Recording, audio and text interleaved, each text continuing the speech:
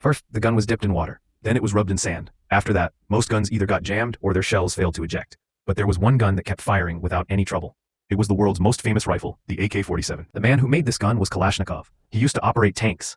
But in one battle, his tank was blown apart by an enemy shell, and his arm was badly injured. On the way to the hospital, he saw that soldiers' guns were not working properly. Water damaged their magazines and the springs froze in the cold. Such guns could cost lives. That's when the idea of making his own gun came to him. After recovering, he went back to his old machine workshop and said he wanted to build a new gun. Since he understood machines well, he was given a small room. In just 3 days, he designed the first AK-47.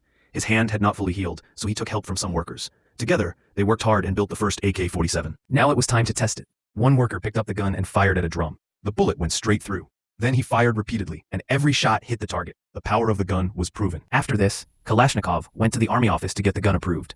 But as soon as the guards saw him with the gun, they mistook him for a terrorist and caught him. Later, an officer himself fired the gun and was amazed. It was better than all the others. But the rule was that a gun would only be approved if it won the annual shooting competition. The officer called the general. The general also fired the gun and was very impressed. He said Kalashnikov should represent the army in the competition. For this, he was sent to the Moscow Arms Institute, where he was given a separate room. But in the very first test, his gun failed and was rejected.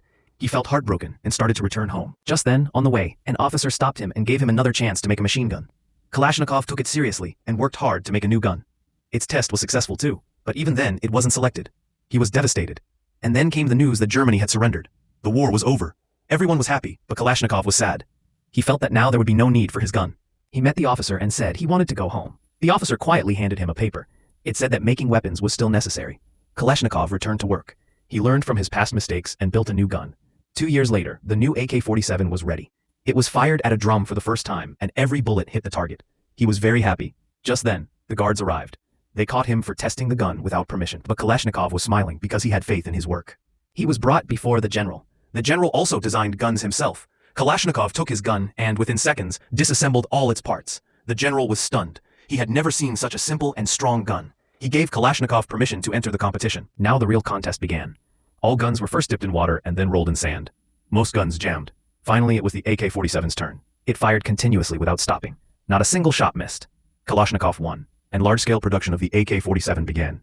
In 1949, when he saw every soldier in the parade holding the gun he had designed, his chest swelled with pride. Even though the AK-47 wasn't used in that war, today more than half the countries in the world use it. It didn't just become the most widely used rifle, it also became the cause of the most deaths. Remember, weapons are not bad. The people who misuse them are.